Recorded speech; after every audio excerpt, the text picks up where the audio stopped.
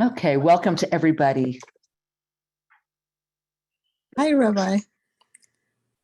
Thank you for joining. And if everyone would mute themselves, that would be so wonderful, unless you're going to speak, unless you've been called on. I am Rabbi Tirzah Firestone, and I'm zooming in this evening from very warm foothills of the Rockies, the great southern Arapaho lands, Cheyenne and Ute lands of Colorado, and I'm so full from and still processing all that. Meeting all of you, many I met. I'm sure some of you weren't at the weekend, but it was a total trip and delight, a delightful trip to be back at my Romemu home with all of you. So tonight, before I'll just give you a little introduction as people are still coming in. After we say the bracha, we will be embarking on two amazing texts. The first one, is really like I couldn't not share it. It's my favorite Hasidic text of all time, and it goes very, very much to the topic of the child and the clarity of the child, the knowing in our soul about why we came into the world at this particular time with this chevra, with our friends, with our particular families, and all the particulars of our lives. The Slonimer Rebbe, Rabbi Shalom Noach of Berezovsky, speaks directly to that. And we took up that topic on Friday night after dinner. And so we're going to start with that. And that comes in both Hebrew and in English. I'll be weaving back and forth. He starts by quoting the Holy Ari from 16th century Tzfat. The next of the two is from this wonderful volume 2 of Danny Matt's Zohar, Chayasara, and it is a story that I will begin you with, and then you'll go into Chavruta, you'll go into small groups, and that is a story about shame. It's a story about how to metabolize shame.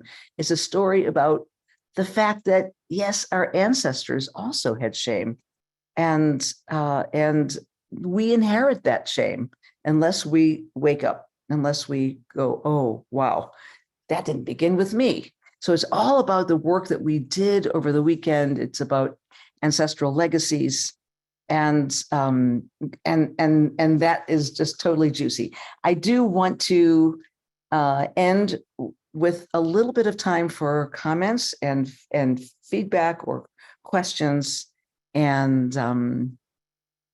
we will do a little, like I said, a little breakout. So, having said all of that, let's just still ourselves for a moment, and all the traffic of the day and the input, the high frequency of the day. Let's settle into our back body, into the wand of our vav, of our spinal column.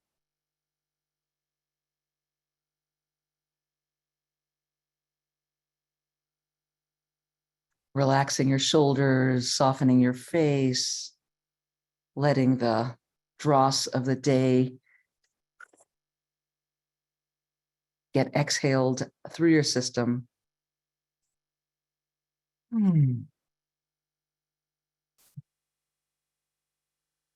Baruch atah Adonai Eloheinu, melech haolam, asher kiddushanu b'mitzvotav v'tzivanu la'asok b'divrei Torah.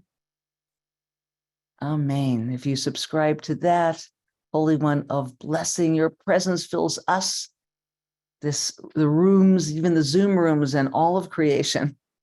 We bless you for giving us all manner of ways of conducting holiness in our lives, one of which is the study of sacred text. Amen. Okay.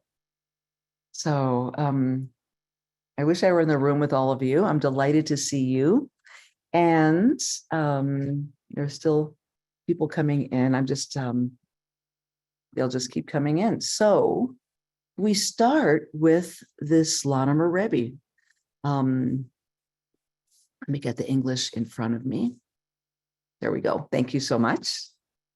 I will read in Hebrew as well, and you will get I think that the text will be mailed out to you. So you'll, this is from volume 2 of Netivot Shalom.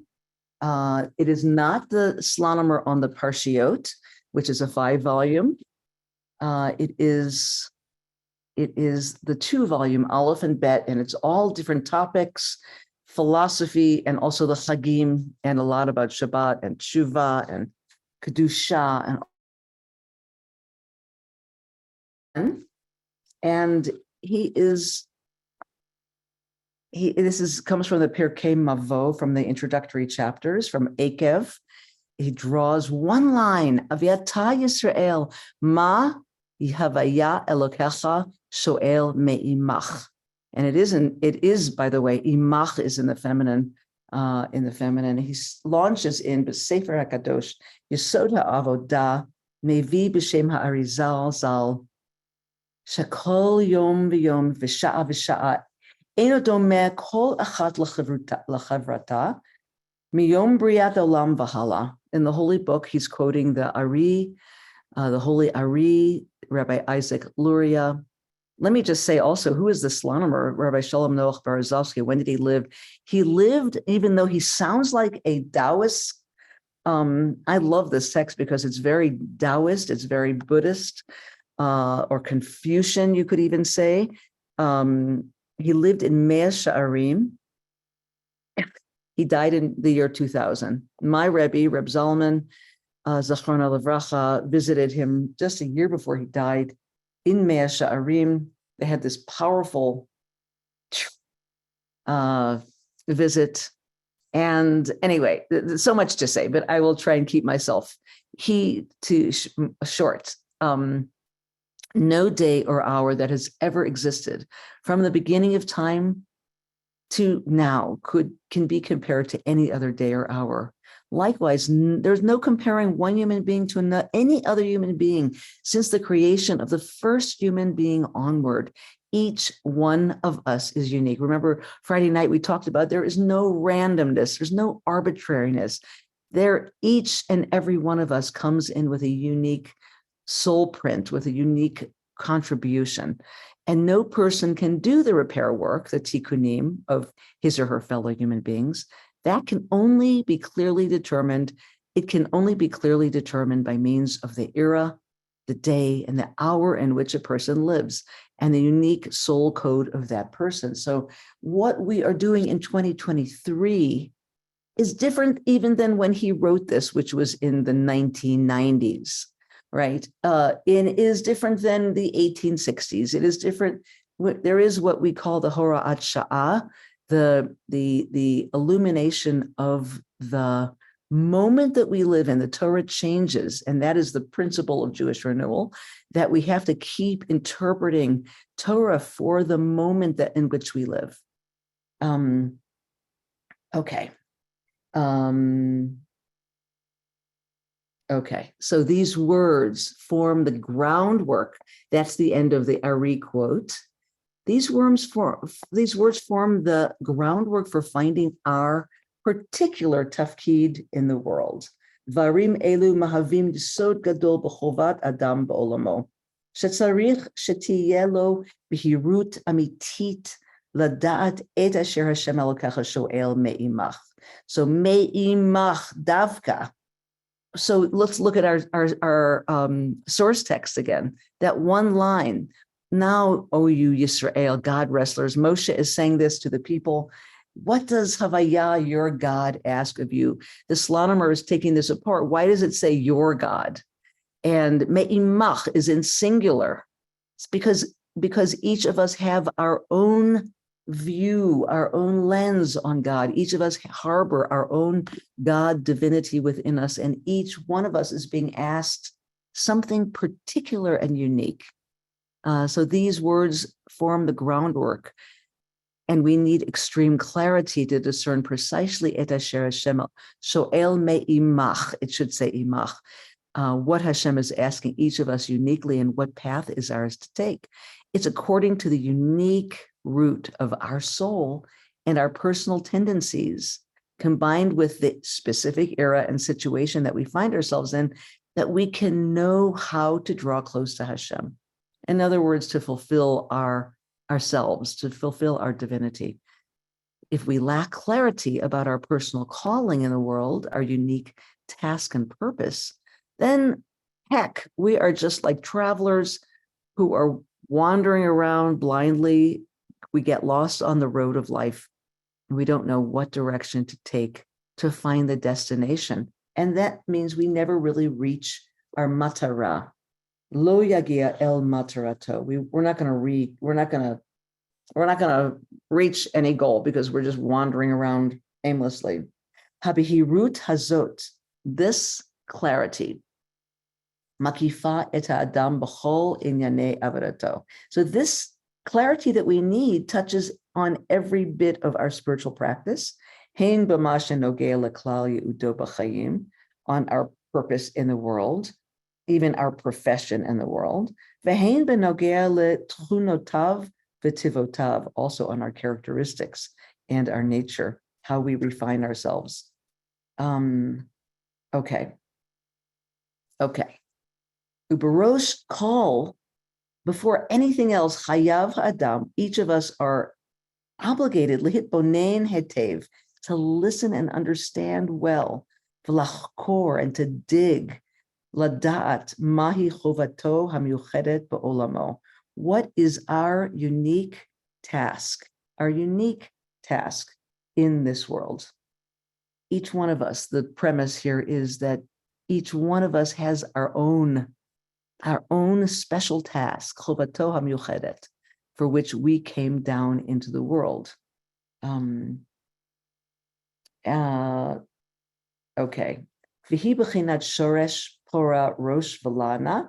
This is a quote from the Parsha of Ekev that some of you who are Torah scholars will understand. It's really talking about, this is the curse part of Ekev, that we also run into wormwood and poisonous things, wormwood and poison root within us. So always in Hasidic lore, we're looking at, it's not out in the world, it's intrapsychic, it's inside of us.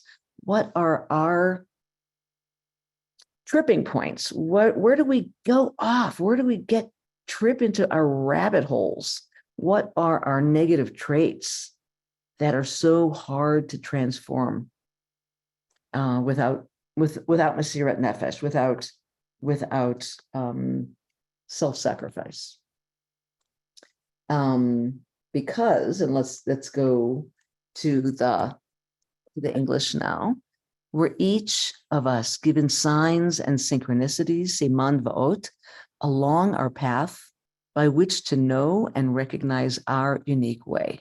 So how many of you here, I'd love to hear, I wish we had more time because I'd love to hear, what are the dreams along the way? What are the synchronicities along the way? What are the uncanny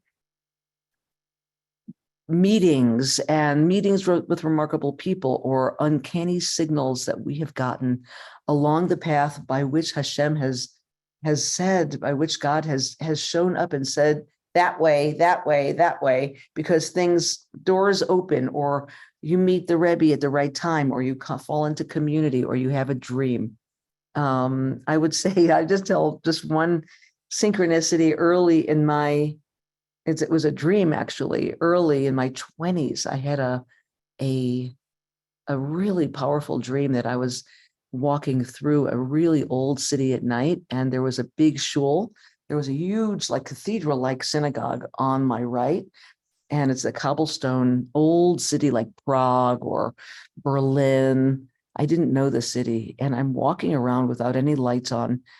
But I really want to go into the shul, but there's this huge wrought iron gate around it, and I can't get in. It's all locked up. I try to crawl through the the iron rods. I can't get in. They're too skinny. I tried to climb over it. I can't get in. Finally, I just give up and I go on my way and I trip. In the dream, I trip, I fall. And I'm kind of like getting myself up and I see, whoa, the cobblestone was upturned. And I see, oh my God, there's two things that are sticking out at me. And what were they? They were, there's like, it's such a duh dream. It's such a like obvious dream. The two things that were sticking out of the cobblestone was a huge volume of the collected works of Carl Jung, and a manuscript with the sacred mystical Hebrew letters. And they were like blazing on the parchment. It was a parchment. That was like a signpost that it was what we call in Jungian psychology, a map dream, an MAP dream, that says this is the direction. This is like a map of your next chapter. And it was true. I went into Jungian psychology. I went into Kabbalah. I started studying the Hebrew letters. That was my entry point into Kabbalah, was learning the 22 archetypal letters. So the powerful illuminations of the Otiot Chayot. So we're each given signs, synchronicities, dreams, signals, meetings with remarkable people along the path. Just for a minute, think about yours, because those are given. Those are gifts from Hashem, from Shekhinah, by which to know and recognize the way, our unique way. And sometimes we know it because it's the most difficult thing we could ever undertake. We know it's like, oh God, do I have to do this? Do I have to become a rabbi? Do I have to get a PhD? Do I have to change my job? Do I have to XYZ? But when we do have clarity about shlichuto ale admut, why we were sent here to earth, through which we will be fulfilled, we no longer get overwhelmed by how great the work is, nor by how much energy we have to invest in it, nor do we lose hope in life, because we know that this is the path, that our life purpose simply cannot be fulfilled in any other way. And no sacrifice is too precious if we can carry it out. I just want to reiterate that. It is so, he does go on for a couple of pages, but this is like, to me, this is gold. It is, it dovetails 100% with and overlaps with so many sacred teachings from so many traditions, but the sacred tradition of depth psychology, of Jungian psychology, the understanding that each and every one of us have a path, that we came for a particular reason, and that we're given all kinds of help along the way. When we do have clarity about why we get sent to earth, through which we can be fulfilled, we no longer get overwhelmed. It's sort of like, it's delicious. It becomes delicious and juicy. We don't get tired out. We don't get freaked out by how much energy we have to expend. And we don't lose hope in life. And that is maybe the most important line of this whole text, because there is so much hopelessness in the world right now around us, in the secular world. When you turn on the news, there's so much hopelessness. It all feels like disparate, fragmented, fractious parts. But when you understand that there is an overall tafkid, that, as Rav Kook says, when we lose hope because everything just looks like a tapestry with threads and disparate colors and nothing makes sense, there's no overall picture. He says sometimes you have to flip over. You get the gift of flipping over the tapestry and seeing that that's just the backside of the embroidery. And that anyone here who knows about needlepoint or embroidery, probably much more than I do, knows that there could be a needlepoint tapestry or a embroidered tapestry that's gorgeous. There's a tableau, there's a picture, there's beauty. And underneath, on the backside, it's all the like fringes and cut threads, and it's a mess. The knots, it's a mess.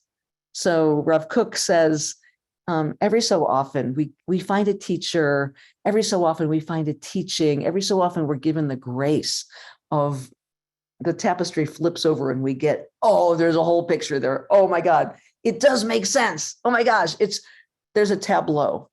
There's a big picture here. And that's what we call mochen de gadlut. It's a mochen de gadlut moment. It's a big mind moment, big consciousness moment when we get those glimpses. So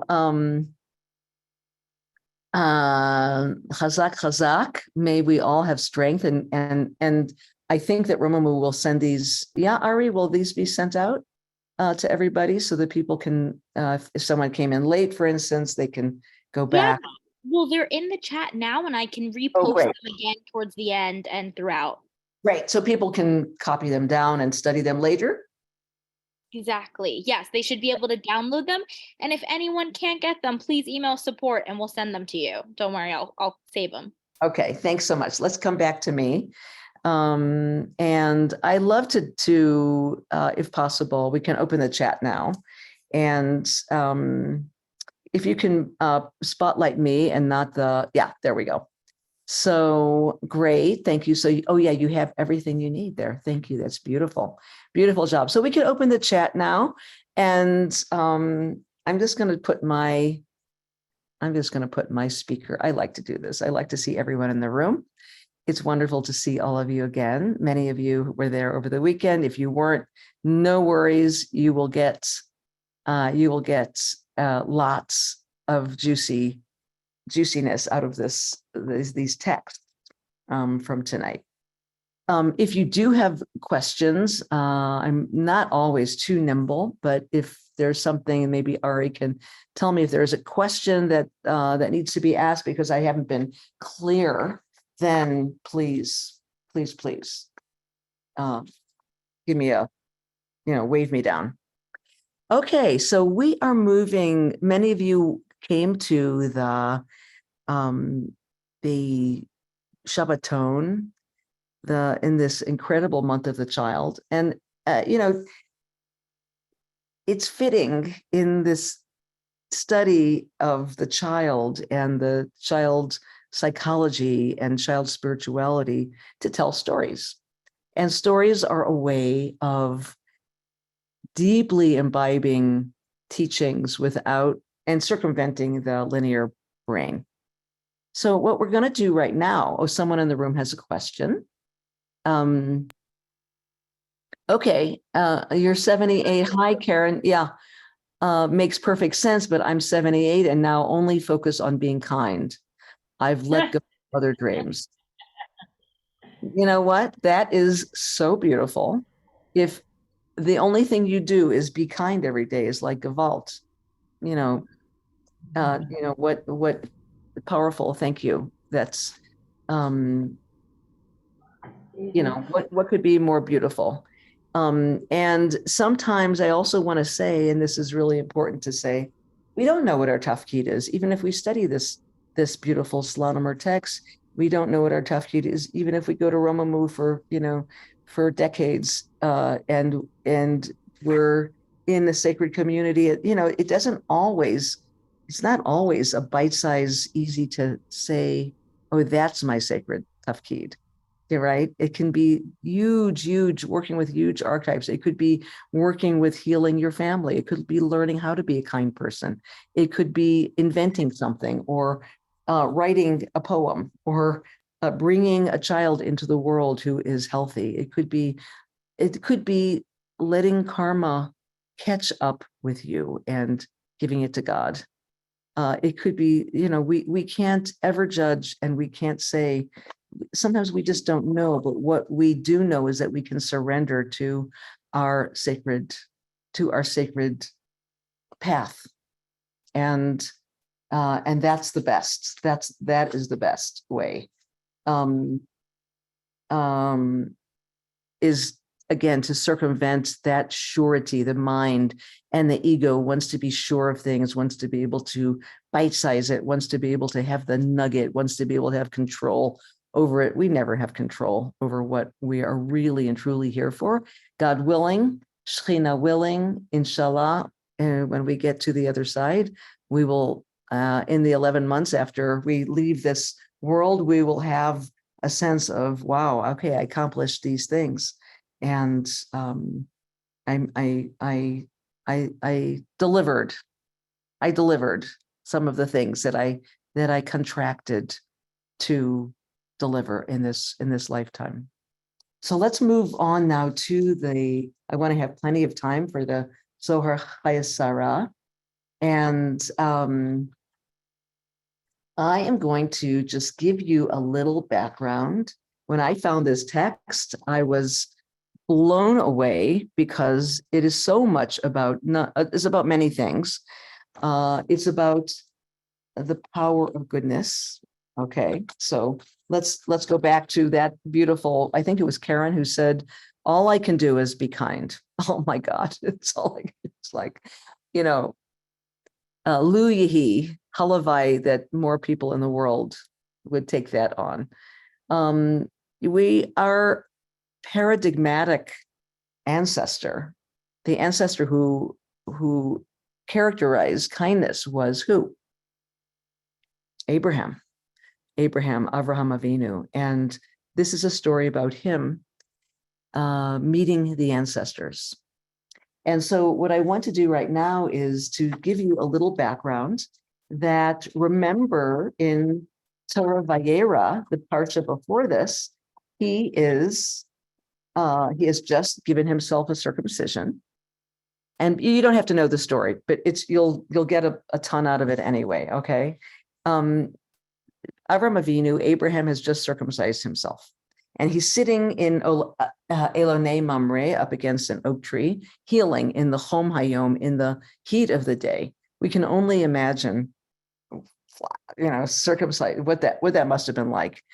And he's communing with God. He's sitting Petach Ol at the opening of the tent, which the Hasidic masters say is really the opening of the chakras, the opening doorway to big mind, to bigger consciousness. And lo and behold, there are three men who are walking down and visiting him. And he gets up, he says, Ribbana Shalom, give me a minute. And because his whole thing was kindness, his whole thing was hospitality, his whole thing was extending grace to others. So he runs and he says, Sarah, let's make a meal for these three people who don't know where they're going. He didn't know that they were three angels and who were about to deliver a message to him. But this just shows, it's paradigmatic of who he was, even when he isn't feeling well or he's hurting like crazy, or and he runs to shecht a calf. He's running after a calf to shecht it from his livestock. And the Midrash tells us he runs, and the calf runs into a cave because the calf doesn't want to be shecht. It doesn't want to be butchered.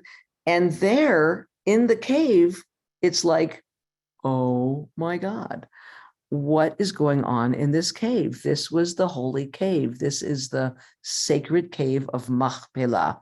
So this is the ancestral cave where Adam and Eve, Adam v'Chava, are buried, where he will smell the fragrance of Olam Haba. He'll feel the light, the numinous quality shining in this cave. This cave is said, and Bialik, I think it was, that wrote this amazing, Rabbi Diane, do you know that story? That I'm pretty sure it was Chaim Bialik that wrote a story about the cave that he walked into that opens up into the next world. So this is this powerful, holy, sacred place that the calf leads him into. And there he meets Adam and Eve. But Adam and Eve, and there, by the way, he's so smitten with this cave, he buys it, he purchases it in Chayesara. Hopefully you know the story somewhat. And he and Sarah get buried there. And ultimately his son Isaac and Rebecca get buried there. And also Jacob and Leah, Rachel not. So this is a really powerful synchronicity that's happening in his life. And I want to start you off. Let's go to the, this is page 221. This is, for those of you, this is volume 2 of Danny Matt's Zohar. And it is, I don't think it's a great book to learn on your own. Okay, not that one. That's the Hebrew of the Slonimer. There we go. It's a little messy. Yeah. Is it possible to make it a tiny bit bigger, Ari? I will try. 1 second. Okay. If not, it's okay. We'll just squint.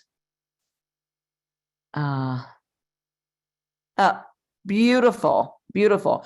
Okay. So the small print is Danny Matt's Perush, which we're not going to, you can learn that on your own.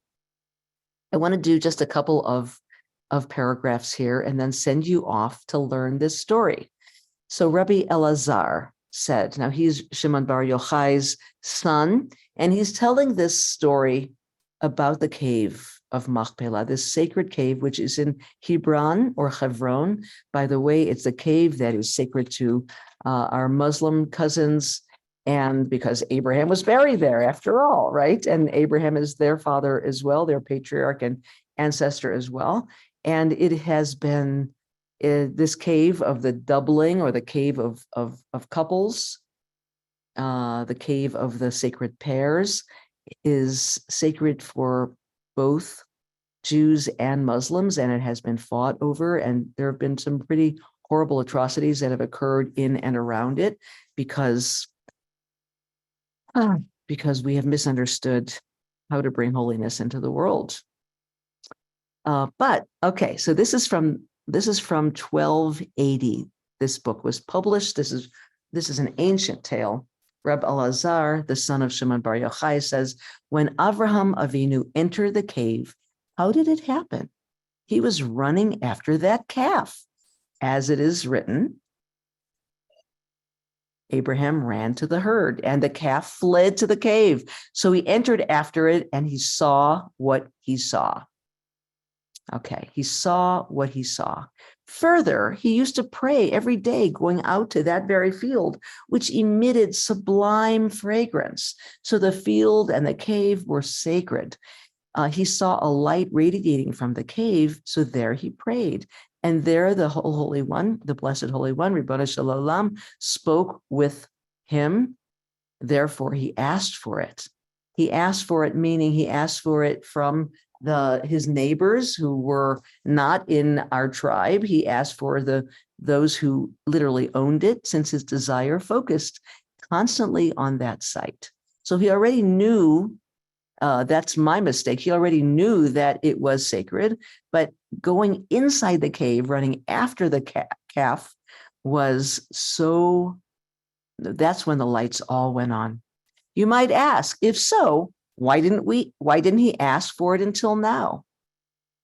So they would not scrutinize him, seeing that he didn't need it. So he waited until when to start bargaining for the possession, for this property, the possession of the cave and the field attending it. And it was, some of you I'm sure know, after his wife, Sarah, one of his wives, died.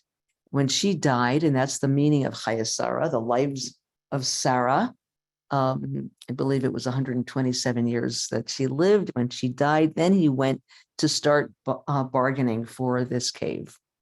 Now that he needed it, the time has come to request it. Come and see.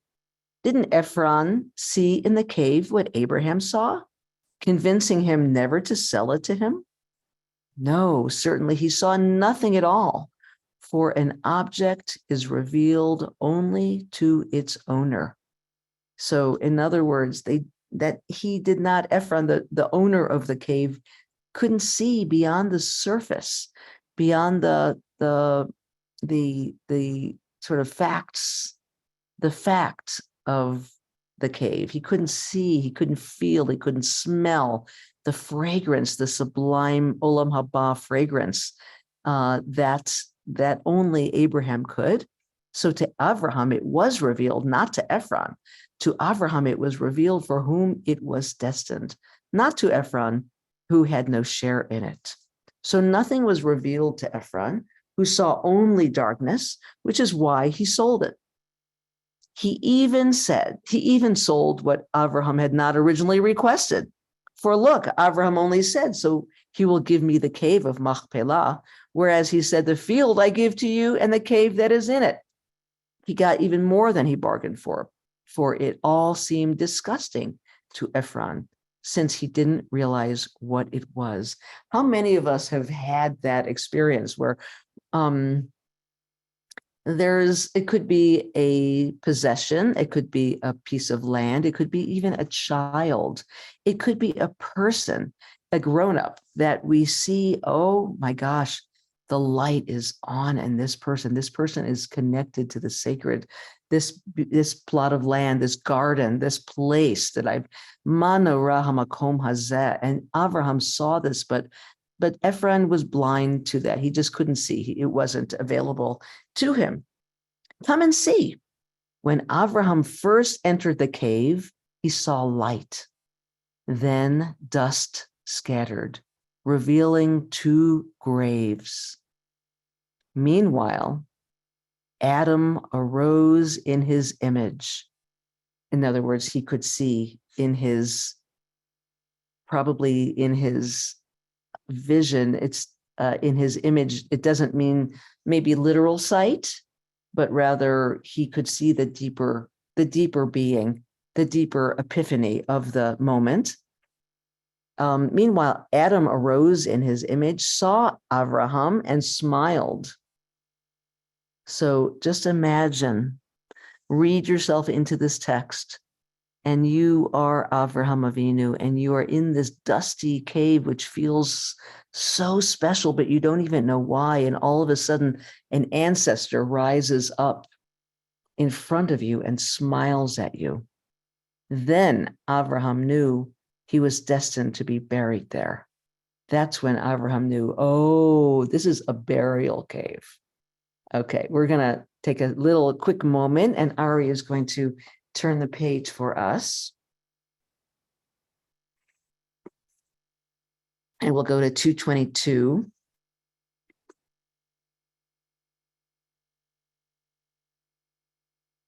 Now, something you should know, that the Zohar is full of neologisms, that which mean that words that are made up that are very, very brilliant. And here is one: fortress questor. Are you sequestered here? And if you want to learn more, the root questor derives from Latin fortress, castle, but there is a play on words here, lashon nofel al lashon, how fortress questor, are you sequestered? And Danny Matt is a genius at translating that those little anagrams and translating those neologisms and the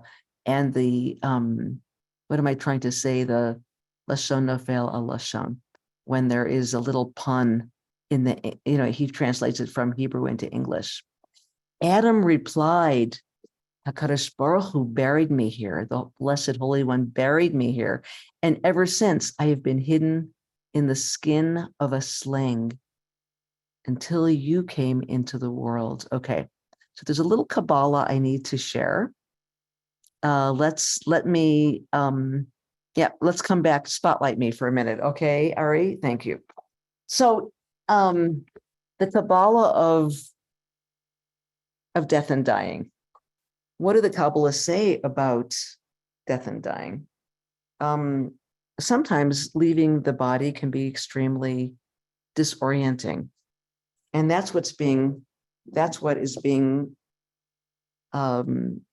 referred to here. In the sling is being thrown about the universe, where you don't know who you are, you don't know what you are. Remember, we talked in the workshop on Sunday, I believe, about the Bardo spaces. We don't necessarily just rush into the light. We have to go through. We have to go through some things. We have to go through purification after we die, particularly if we die and we're not quite ready to die, or we die abruptly, or we die, God forbid, violently.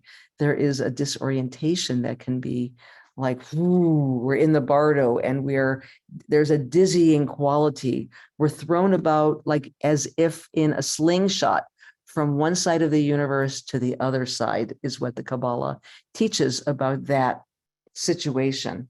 And it's a great advertisement, by the way, to prepare, to do spiritual practices and prepare for leaving one's body, to know that we are not only our body, we are our body, but we're bigger than our body, to prepare by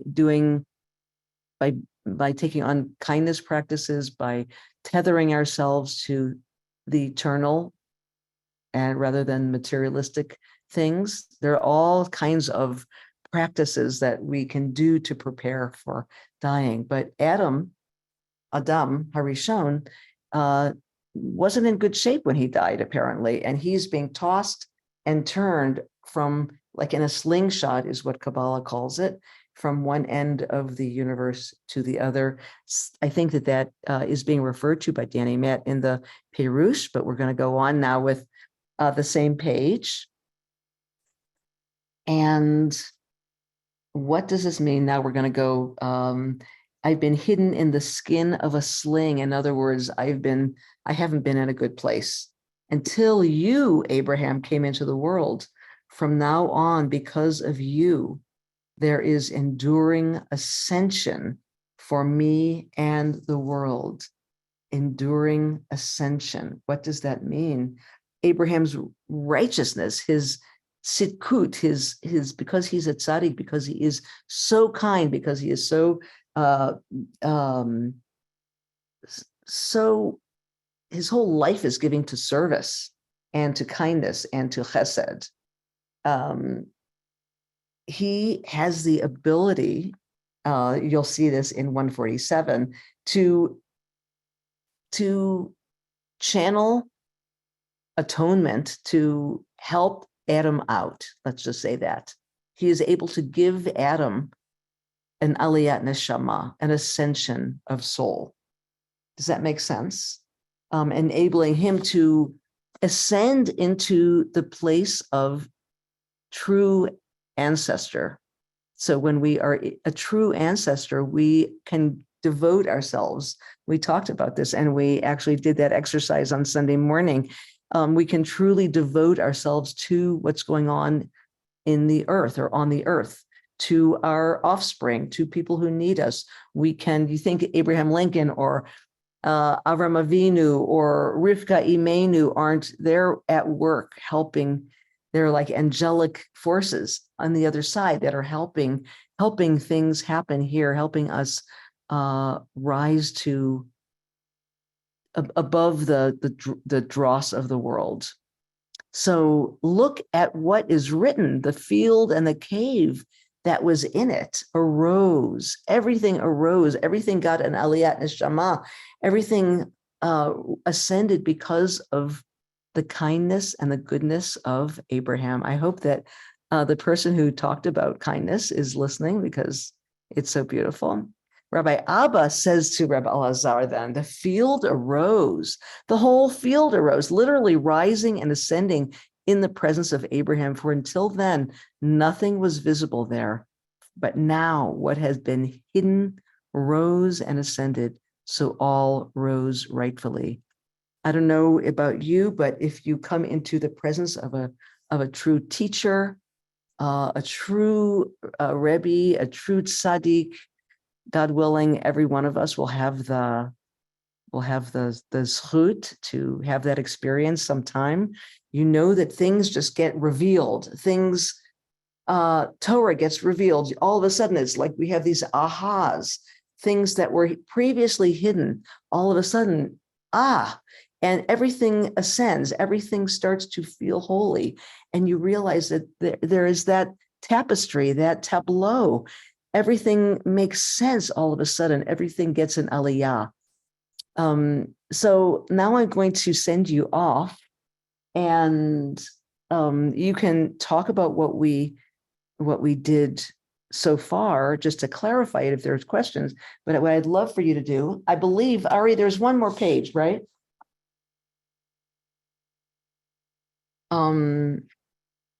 I believe, yes, there's 4 pages total of this document. Yes, so this is 223 that I would love for people to study together. And I love for, so this is the prompt. This is the question I'd love for you to focus on together. First, you can just sit quietly, introduce yourselves if you don't know each other. And the question I love for you to ponder is, what is the magic? What is the magic medicine, so to speak? What is the refuah that Avraham Avinu is able to use here? What is the problem and what is the medicine? I guess that's the best way to put it. What is the problem? What is the malady of Adam and Chava, of Adam and Eve? What is their problem? Why are they restless? Why are they hiding? Why are they not in good? Why are they not just beacons of light? That being the first man and woman ever created, buried here in this holy cave. What is their problem and what is the remedy? That is the question. And we will come back. I'd like you to study 223 together, read it through and then discuss it. And why don't we come back at, Rabbi Diane, what do you think? 10 after or?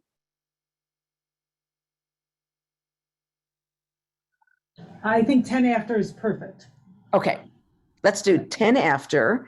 And I think Ari will put us into breakout groups of 4 right now. Please stay here. Please stay here after the breakout group so that we can sort of harvest this amazing story and learn what it has for our lives and what it might have to say about ancestral healing in our ethnicities, in our lineages, and good. So we'll come back in about 20 minutes. What is the study? Are you going to text? click on this? Okay, great. I'm gonna open the rooms, everyone. Oh, would you like, people are just clarifying the Yes. passage. 223, and that will be, Ari, will you put that on you'll put that on the screen? I can't put it on the screen for every single breakout room. It's not possible. Of course It's not. in the chat, and I will make it so that everyone in breakout rooms, like if people want to have one person screen share, they can. Great. But yeah, it's in the chat. That's great. And yeah, great. And message us if you need help. You'll be able to pull me into your breakout room, guys. So Thanks, Ari. no problem. All right, opening the rooms.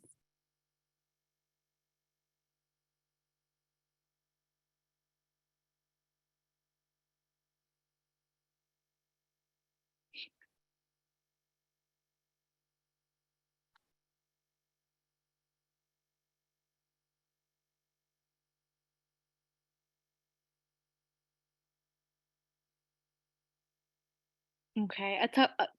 Dove and Patty, you've been invited to join your breakout rooms. If you don't feel like going, that's okay. You can stay in the main room, but let me know if you need help. Okay. There's goes Patty. And Ari, are people at Romemu in their own breakout group? Yes, they're right there. Do you see Okay. them? Yeah. That's so cool. So cool. Okay, awesome. And if you want to take this time to either to do anything you want, or if you want to join the breakout rooms, whatever you want is good. Good. I'd love to join. Can I join no, I can't join the Romemu Learning Center. Yeah, you can. They're right here. Rabbi Dan, we just need you to unmute. Here, and I'm gonna add spotlight so you two can see each other. Okay, Tirzah. Hi. Reb Tirzah. Yeah, I can hear you. Hi, everybody. That's so great. Yay, I feel like I'm right there in the room with you. I'm just going to be quiet, fly on the wall. Okay. All right. We have it on the screen. Is it big enough? Is it big enough, everybody? Yeah. Okay, good. I can also read it from my computer. What would be helpful? You could read it. I like to read it. You want me to read it? Yeah. Okay, I'm gonna read it from here, and then maybe we'll discuss it in small groups. Yeah? Okay. All right. Rabbi Shimon said, when Abraham entered the cave, bringing in Sarah, Adam and Eve rose, refusing to be buried there. They exclaimed, already we are ashamed in the presence of the Blessed Holy One in that world because of the sin we engendered. Now, confronted by your good deeds, even more shame will be added. Okay, so that's their problem. Eternal shame. Wow. Abraham, and the fact that Abraham and Sarah increases that sense. Right. Abraham replied, I am destined to appear before the Holy One on your behalf so that you will never more be ashamed in God's presence. Immediately after this, Abraham buried his wife Sarah. What does after mean? After Abraham had promised this. Adam entered his sight, but Eve did not, until Abraham approached and brought her in next to Adam, protesting to him on her behalf, as it is written. After this, Abraham buried at Sarah, his wife, not Sarah, but et Sarah, amplifying the meaning to include Eve. In other words, there's an extra word there, and they're saying that extra word, Yeah. that participle is there to include Eve. And let me just say, I'll just add that when the Zohar is very big on any word that's extraneous, but especially et, usually signifies Shekhinah. Oh, that's it. Yeah. So whenever you see an extra et, because it's an aleph and a taf, it's the beginning and the end, and it's like her Right. her presence is there. In this case, it was the kindness of including Eve too. Yes, amazing. And I love that aleph and top of the et is the beginning and the end of the alphabet. That's amazing. And also, you can't think of a more boring word in Hebrew than et. So the fact that it has such significance is just amazing. I love it. Okay. Then they settled in their sights fittingly, as it is written. These are the generations of in heaven and earth, Behi Baram, when they were created. This is Genesis 2:4. Can you move that up, or you can't move Yes, that I up? can. Okay. Please turn your phones off if you can. I'm sorry. That's all right. Let me see. Let me get rid of this. And see if I can do something with this. Aha! How's that? Good? Okay. Do not read Behi Baram, when they were created, but rather Be'avraham. It looks almost like Abraham. You just have to mix around some of the letters. Through Abraham, the generations of heaven and earth, Adam and Eve. It is not written, these are heaven and earth, but rather the generations of heaven and earth, not the generations of human beings. They were established on account of Abraham. How do we know? As it is written, the field and the cave that was in it were established for Abraham. That's a quote from later on, after Sarah dies. Until Abraham appeared, Adam and Eve were not established in their sights in that world. Okay, that's the end. Can you scroll it slightly? We're just seeing the footnotes most. Yeah, you want to see the footnotes? No, I want to see more of the text. This is the text. Hold on. Oh, I see what you're saying. Sorry. Oh, I'm scrolling the wrong thing. 1 second. Okay, there we go. See that? Yeah. So I think the upshot is that there's something about Abraham and his kindness that was able to lift the shame of Adam and Eve so that they could die properly. So that they could not necessarily die properly, but they're already dead, but that they could ascend to their rightful place in Olam Haba. Or, in other words, remember we talked about a person who's really wise and well, they become an ancestor who's generative for people on earth. They go to the Olam HaAvot. and they were not there. Adam and Eve were, I mean, I think this is a metaphor, and probably we should, see it metaphorically, obviously not literally, but that we have enormous power to heal retroactively, that we can heal our ancestors by understanding that our ancestors weren't perfect, that they had shame. Even Adam and Eve they lived and died with shame. And we could go into what it was, what the story was, that they had two sons, one killed the other, that they ate from the tree and that they shouldn't have, that, all of that. But the point is, in other words, what's the malady and what's the medicine? That's a question, but also I guess the third question, which I should have asked everybody, was, what does this have to do with us? Like, why is this story anything more than just a cute story? And so that's, to me, like always, like, why is it relevant to 2023? Why is it relevant to our study? Right, Our and what did Abraham do that we can do? Right. Like how is that a model for us at this moment? Tirzah, Ari, are you listening, by the way? Oh yeah, I'm listening. I've had to leave a couple times to help people, but I'm listening. I love it. So you could actually add that question Tirzah had another question. Beautiful. Which how is this story relevant to any of us alive today? Got you you. broadcast that would be great. And I love the fact, I think it's just, that was a synchronicity, my friends. I think that was a little God moment when I think it was a woman named Karen said, I'm 78 and I've done nothing. All I can do is be kind. It's like, oh, Gewalt. Abraham, that was his superpower, right? His kindness, his goodness. He didn't care about him. He just serve. He just wanted to give and be hospitable. And so he's like the template for all of us, for our own kindness. What's interesting here is to think about being kind to people who are not on this earth anymore, and to direct kindness in that direction. Right? That's like a new concept.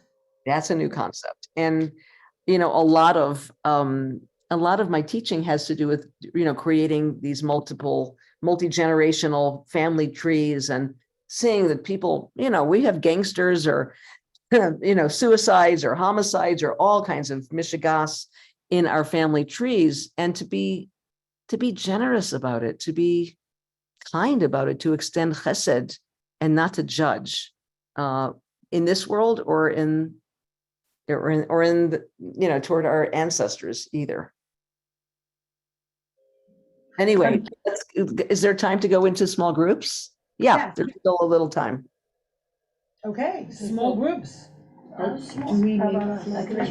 Yeah, just make your own small groups. Make your small groups. Want to do like a group? I think about Correlation between the first reading and the second kind of reading. like, Pronounce will you it. hear Well, we're me, not, Shabbat? I don't even, we're not. Find your place. We thought about the Azazel, where you Well, I hear you. I hear you. That's a good question. Who's gonna help us with our shared I have no idea what the things, Yeah, that's a great question. But we can help the the past. So There's a model helping the past. no, They're and the other ones like Our souls are we can we determine sent out to the daughters to die. We had everything. I'm sorry. Cain killed Abel. And could God send sin out to the wilderness? We're all descendants of the third son, Seth. For a lot of Yeah, well, certain ends, like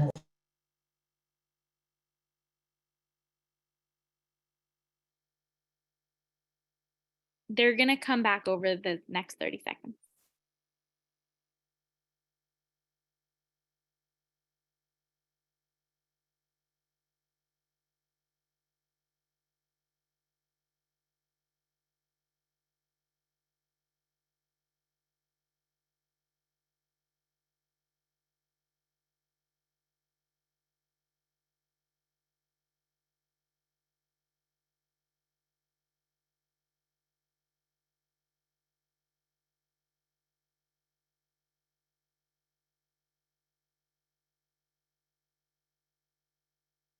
Lovely.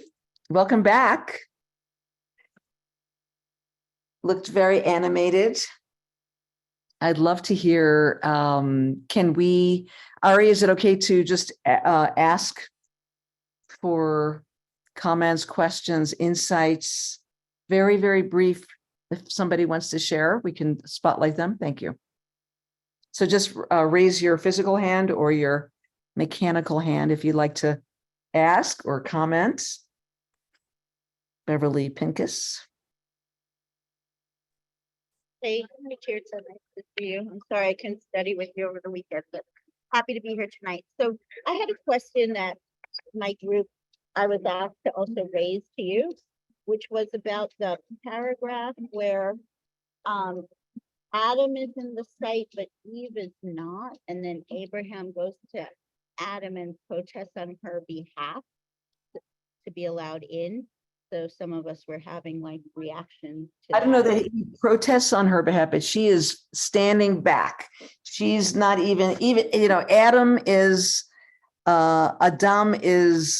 voicing his shame and voicing the fact that he has been, between the hundreds of years between the time that he died and Abraham was born, he has been living in this disorientation and this hiding in this shameful place, and Eve all the more so.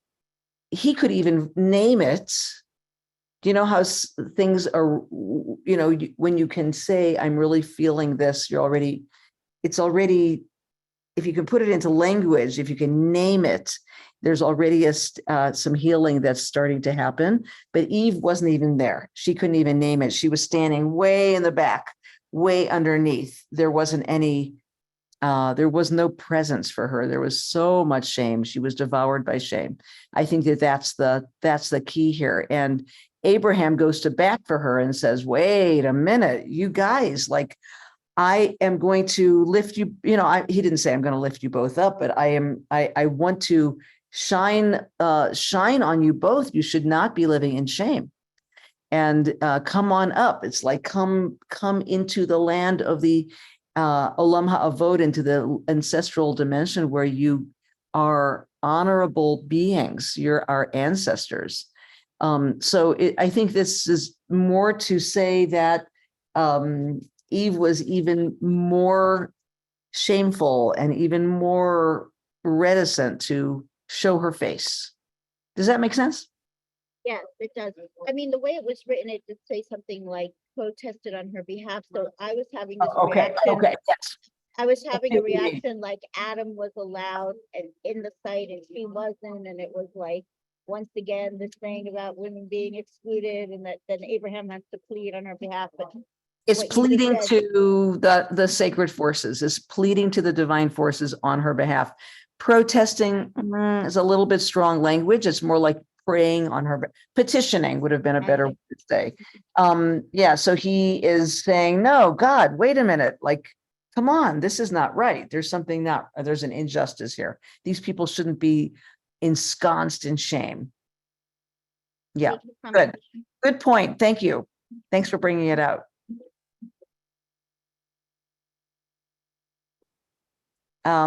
Roberta and then Lisa. Hi. Yeah, we had a wonderful group. Oh my gosh, thank you so much. And where we went and wanted to ask you to speak about what does it mean that Rachel is buried at the side of the road in the context of all of this. We talked about there's the cave, there's the field, and then Sue Ann said, and there's the side of the road. The beloved one is at the side of the road. Like, how does that fit in? Yes. Right. It's the cave of the doubling and not the tripling. And yes, Rachel Imenu was the embodiment of Shekhinah for all the Kabbalists.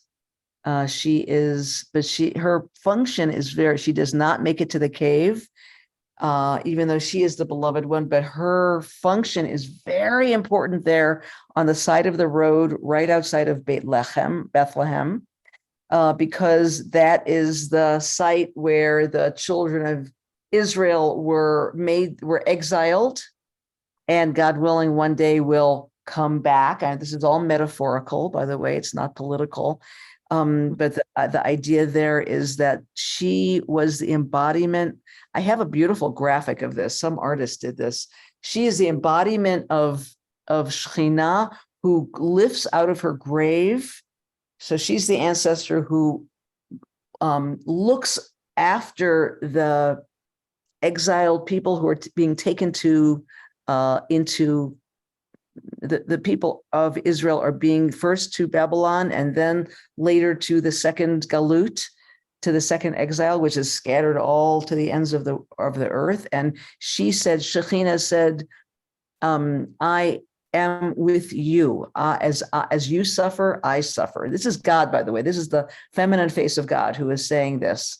And she is embodied in the mythical being, soul being of Rachel. So her function is really important. She couldn't be in Hebron because she had to be in Beit Lechem, where the exiles were marching through, and she was following them and blessing them and guarding them and guiding them all the way into exile.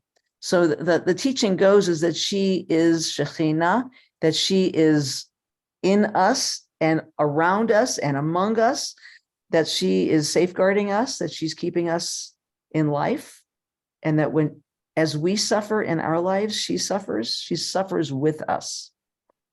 Imo anochi b'tzara. That's the Shekhinah. I am with you in your troubles, in your tsaras, in your suffering. So yes, it is kind of tragic. I always got really sad about that, and the way she died in childbirth, and the whole story about Rachel's, even though she was so beloved when she gave birth to Benjamin, so painful. But there you have it. She had a very, very special function. Thank you, Roberta. That's a great question. Lisa. Hi. Hi. So we talked about, but I also have questions around the relationship. Here we have Adam unsettled, Eve far away. We have Abraham, who was just bound his son and possibly killed him. And then right after that, she dies. You know, there's a lot. I never got that memo that he possibly killed him, but that's in terms of the Akedah that he bound his son Isaac. He was about to. Well, he did bind him. He did bind him, and he held the knife. He held the knife. He had willingness, and in that action of willingness to sacrifice, kill his own child, that kind of happens right before this story. And they're very linked and she dies, the mother of Isaac dies in that moment. So there's two couples and a lot of shame and a lot of action, and would like you to talk about that. We have a great book coming out soon about this. I mean, the Midrashim are wild. Really, really, really important stories that Sarah actually telepathically knew that something was up with her only son, her beloved son, that his life was in danger, and her heart gave out. Right. And Satan was involved. There's all kinds of midrashim about this, taunting her and anyway, so she leaves her body. The story at face value that we're reading is she's died. And yes, there is shame. There is, the story the Midrash that makes most sense, the Akedah, I will say quickly because we only have a little bit of time, is that Abraham also was extremely traumatized from his earlier life. And he wanted so badly to prove himself. This is brought down by Aviva Zornberg, by the way. I can find it for you. He wanted so badly to prove himself to God that he heard voices asking him to do things that God was not asking him to do. And so it was, Abraham, take your son, your only son, your beloved son. I'll do anything for you, God. But when he actually was fulfilling that and had his knife in the air, then the divine voice said, Abraham, Abraham, twice. Like, what the heck are you doing? I never asked for this. Like, put that blankety blank knife down. Like, what are you doing? And he was called back into his senses. So God forbid that Yitzchak was, but Yitzchak was also traumatized. I mean, that's my profession. So in trauma psychology, so I'm looking for that he was blinded by the angel's tears. He lost his sight. He was dulled by that experience and the fear of near death experience. So you could bring all of those midrashim to bear in this one and say that Sarah died a terrible death. You could make up a midrash about that easily based on Mefarshim and Midrashim. You could also say that Abraham himself was going through some real cheshbon hanefesh. He was really doing some inner work about what had happened to him at the Akedah. And then Adam and Eve have their own stuff. Everyone has stuff. Nobody is unblemished here. We're all human, even the ancestors, everyone in Torah, which is one of the reasons I love, and I know that Rabbi Diane agrees with me. I'm just like, because she's my sister. We love Torah because it is not shadow free. It's not trying to hide. It's not trying to hide that Nadav and Avihu got beamed up, and that Aaron, their father, was like catatonic. He couldn't speak. It keeps coming back to that, like Diane, the Rabbi Diane taught on Shabbat. Like, it keeps coming back. So the Torah is not trying to sterilize or whitewash that humanity is part of us, and part of our work is to work through that wormwood and poison, the wormwood and poison wood that is inside of us. Okay, let's say Jen. Before we go to Jen, the Romemu Center has just had a question. So Okay, Romemu Center has had a question. That's very important. And then we'll go to Suzanne was waiting for a long time, so we're gonna go with Suzanne. Suzanne, I'm so sorry. We couldn't see you. That's okay, thank you. That's so funny, I won't even go with that, intergenerational trauma survivor not being seen. But, for those of us who are, like every Jew we know, who are survivors of intergenerational trauma, the backside of the tapestry with the broken knots and the threads and the crazy hodgepodgey stuff is often what shows, bringing us to poverty, bringing us to job insecurity, social difficulties, lack of emotional intelligence. So there's that condemnation to humiliation by being the survivor of intergenerational trauma. And then I'm just going to connect these. Rabbi Diane and I were talking, if we're identifying with the shame of Adam and Eve, who is our Avraham? That's great. Well, you're not dead though. So you're not, that's not your role. We're talking about Adam and Eve are living for centuries with shame that got ossified in them. And that is talking about the ancestors who, whatever it was, they parented poorly, they got addicted, they killed somebody, they made terrible, terrible mistakes, and it calcified, it ossified, and then there has to be some, in a sense, redemption.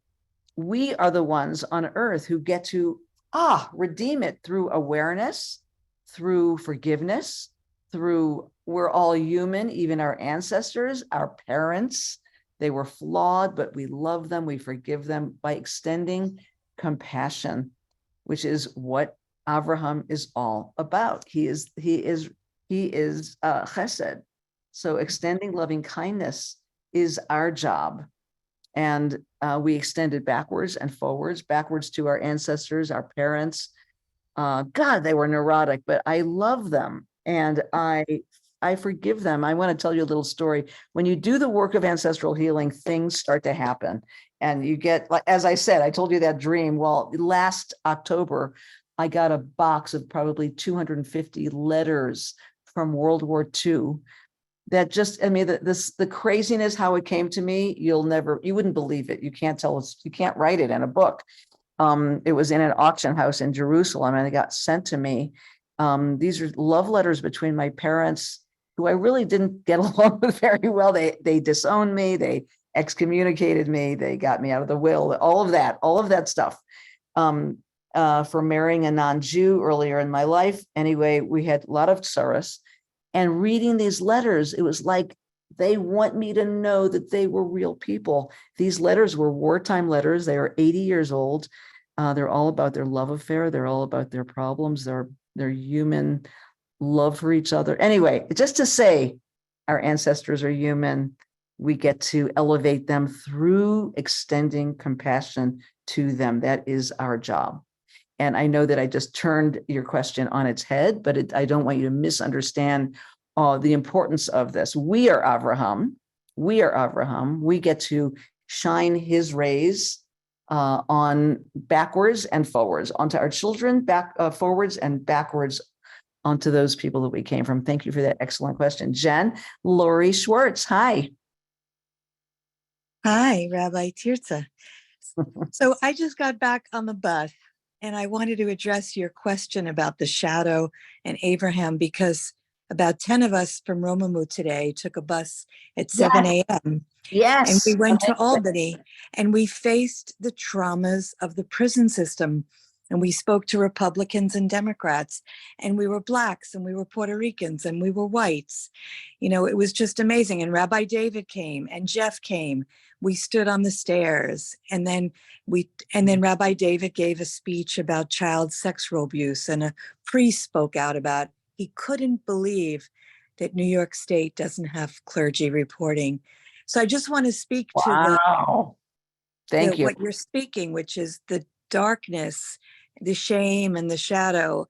And I remember when my husband said I was like Napoleon, and I had to own the Napoleon in me, the critical, controlling, perfectionistic part of me. But once I owned her, you know, the possessed animus, then I actually got free. So it felt like we were facing the darkness together with mercy. And that feels part of what this teaching is about. That's right. And lest we forget to extend Abraham's kindness and compassion and largesse, we say back to our ancestors, to our parents, and forward to our children. But how about to us? How about to us and to the systems that we come from, and to say, yes, they're really broken, that there's a law on the books like that. It came from somewhere, but we're going to fight it, and we're not going to just sit back. Thank you so much for going, to all of you. And it's really important. May it be repealed. May there be new laws on the books. But yeah, extending love and kindness to ourselves. And we had fun on the bus. And so next time we want 20 Romemu people to come. I bet you sang and told jokes and had all kinds of fun. That's so cool. When you got out of the city. I love it. Anybody else want to make just come on and be brave and say, okay, lovely. Hello. I don't know who you are. Please introduce yourself. So sorry, Rabbi, I just Jen had her hand raised and then put it so down. sorry. I just want to see if maybe we go to her and then we'll go to Helio, if that's okay, if Jen still has something to say. Oh, Jen, I thought you just didn't put the same Jen? Yeah, thank you so much, Ari, and thank you so much, Tirzah. Oh, okay. Really Great. Beautiful. You really did, to some degree, I think, answer the question that I had.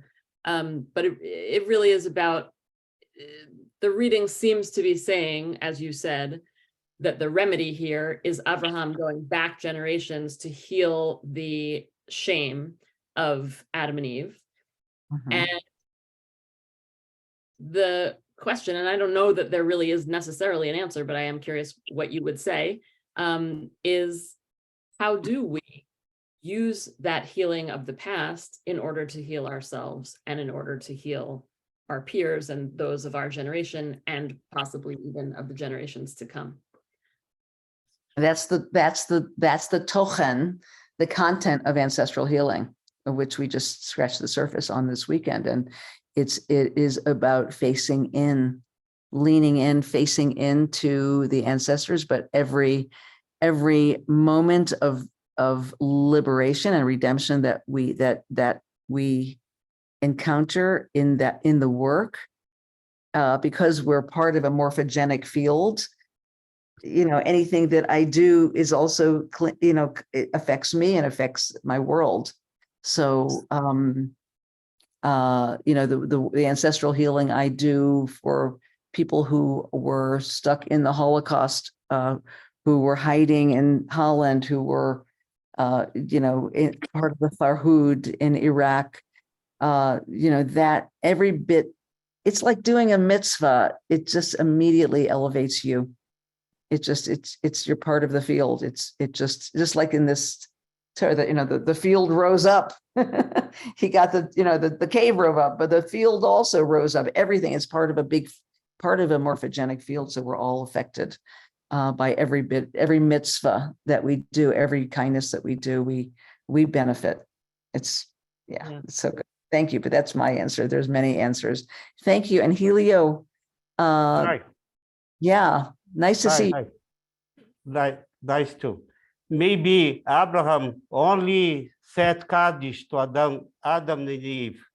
He did enough, of course. Abraham was not a Freudian, so he could say Kaddish. He was very good. That's great. No, Abraham was not. This is a little bit pre-Freud. Yes. And he said Kaddish, and think about what Kaddish is. It's exactly that. Yid Gadal v'Yid Kadash. It's an aliyah. It's raising up.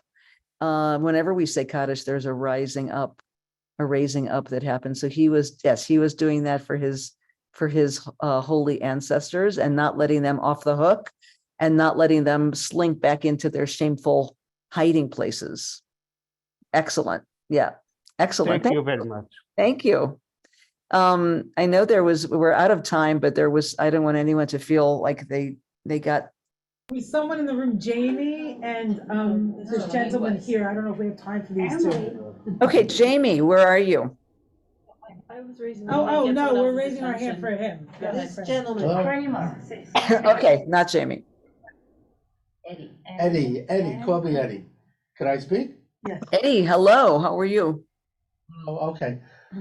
This is what I studied the Torah backwards and forwards, beginning to the end, for a lot of years, and I still do. God created Adam and Eve perfect. We were all in the image and likeness of God. That is who we really are. The real us, the real beingness is within us. Except when the deceptor came, the one who deceived humanity is still around, which is, we call him Satan or the serpent.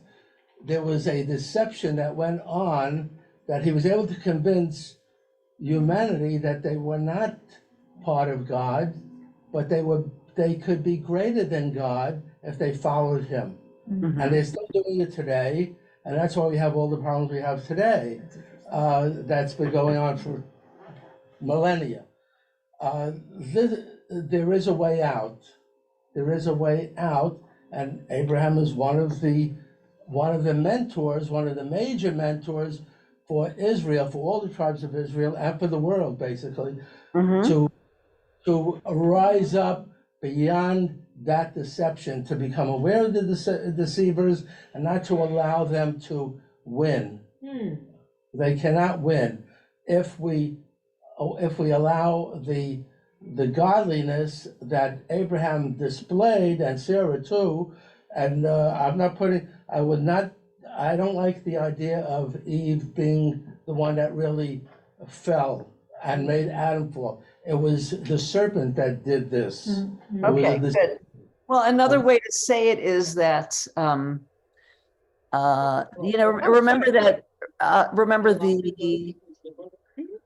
on one second, guys.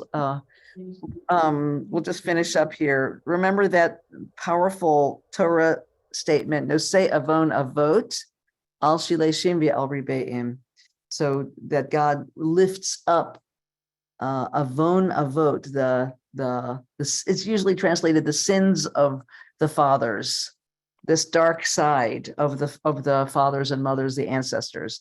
But I like to translate it in a different way. And I think what you're saying here is there's not some external force that comes in and tries to deceive us, but these are the wounds of the ancestors. These are the injuries, the traumas that we go through as human beings in our lifetimes that distort who we are, distort our radiance, distort our clarity. They break in a sense, we're looking through this clear glass when we're, Thomas Hubel uses this metaphor, we look through clear, radiant glass without any streaks, and then a rock comes and smashes the glass, and we start seeing reality through a fractured vision, a fractured lens. And everything starts to take on, and then we know that trauma begets trauma, and mistakes beget mistakes, and averot goreret averot, and things start to snowball down.